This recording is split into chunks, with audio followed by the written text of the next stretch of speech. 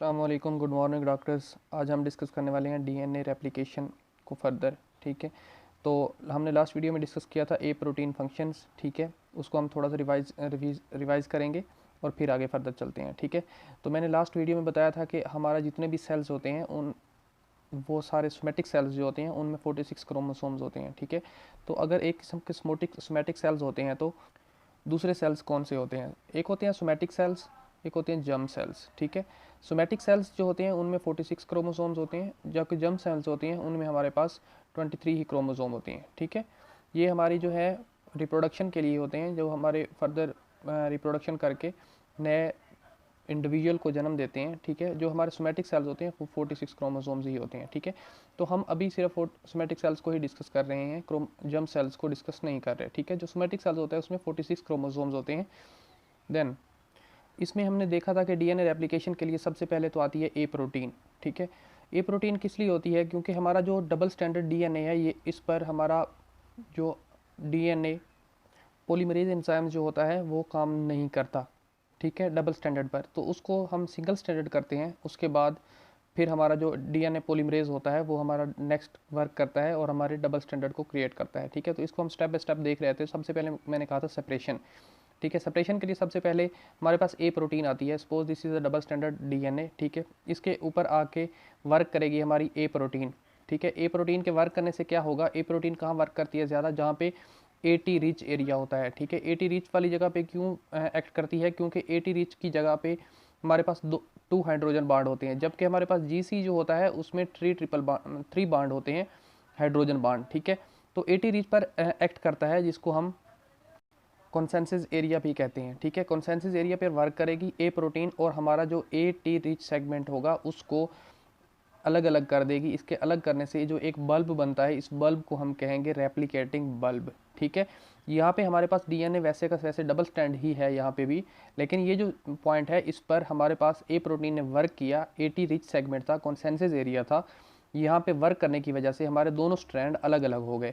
इन दोनों स्ट्रैंड के अलग होने के बाद जो एक बल्ब क्रिएट हुआ, इसको हम कहते हैं रेप्लिकेटिंग बल्ब। ठीक है, जब रेप्लिकेटिंग बल्ब बन जाता है तो फिर नेक्स्ट क्या होता है? हमारे पास नेक्स्ट एंजाइम होता है एसएसपी एंजाइम। ठीक है, एसएसपी एंजाइम क्या काम करता है? इसके 2 काम होते हैं, दोनों में ही ये प्रोटेक्शन करता है। ठीक है, प्रोटेक्शन किस तरह करता है?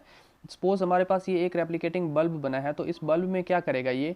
एक तो इसके पास टेंडेंसी होती है, जो हमारा सिंगल स्टैंड होता है ये अलग होता है, इसमें टेंडेंसी होती है कि ये दोबारा कोलैप्स कर जाए। ठीक है, अपने साथ जो हाइड्रोजन बॉन्ड टूटे हैं उनको अगेन बना ले। ठीक है, जो हमारा एसएसपी एंजाइम होता है ये इस चीज़ को प्रोटेक्ट करता है कि ये बॉन्ड जो हाइड्रोजन बॉन्ड टूटे हैं इनको दोबारा ना बना लिया जाए, क्योंकि हमें सिंगल स्टैंड चाहिए। ठीक है, तो इसके लिए ये प्रोटेक्शन करता है। एसएसपी एंजाइम जो है वो इस स्टैंड पर भी वर्क करता है, इस स्टैंड पर भी वर्क करता है, और इन दोनों को अलग अलग रखता है, एक दूसरे के पास नहीं आने देता। ठीक है, देन इसका सेकंड फंक्शन ये है कि हमारे पास जो हमने स्टार्टिंग में डिस्कस किया था कि हमारे पास कोई भी एक न्यूक्लियोटाइड होती है तो उनके दरमियान जो है हमारे पास फास्फोडाइस्टर बांड बनते हैं। ठीक है, यहाँ पे हमने कहा था कि फास्फोडाइस्टर बांड बनते हैं, जो बेसिक डीएनए की वीडियोस थी उनमें मैंने डिस्कस किया था। यहाँ पे जो फास्फोडाइस्टर बांड बनता है, उस फास्फोडाइस्टर बांड को हमारे पास जो डीएनएज होते हैं, डीएनएजेस सॉरी, वो आकर सिंगल स्टैंड पर अटैक करना स्टार्ट कर देते हैं, जिसकी वजह से जो हमारा फास्फोडाइस्टर बांड है वो टूटने लगता है। ठीक है, मतलब मैं ये कह सकता हूँ यहाँ पे तो बहुत सारी न्यूक्लियोटाइड कलेक्ट होती हैं ना, तो ये जो न्यूक्लियोटाइड हैं इनको अलग होने से भी बचाता है। यहाँ पे जो फास्फोडाइस्टर बांड होता है 2 न्यूक्लियोटाइड के दरमियान, ये टूटने से भी बचाता है एसएसपी एंजाइम। ठीक है, इसके 2 फंक्शन अगेन रिपीट कर रहा हूँ, रिपीट कर रहा हूँ कि हमारे पास 2 स्ट्रैंड होते हैं, ये जब अलग हो जाते हैं तो इनमें टेंडेंसी होती है कि एक दूसरे के साथ कोलैप कर जाएं। एसएसबी एंजाइम क्या करता है? इन दोनों को एक दूसरे से अलग रखता है, सेपरेट करता है। देन सेकंड फंक्शन ये है कि हमारे पास जो 2 न्यूक्लियोटाइड के दरमियान फास्फोडाइस्टर बांड होता है उस बांड को टूटने से बचाता है और इसको आपस में कंबाइन रखता है। ठीक है, और इसको टूटने नहीं देता। ठीक है, अगर डीएनए टूट गया तो फिर हमारे लिए एक न्यू इशू स्टार्ट होगा। ठीक है, एसएसपी फंक्शन एंजाइम का फंक्शन क्लियर हुआ।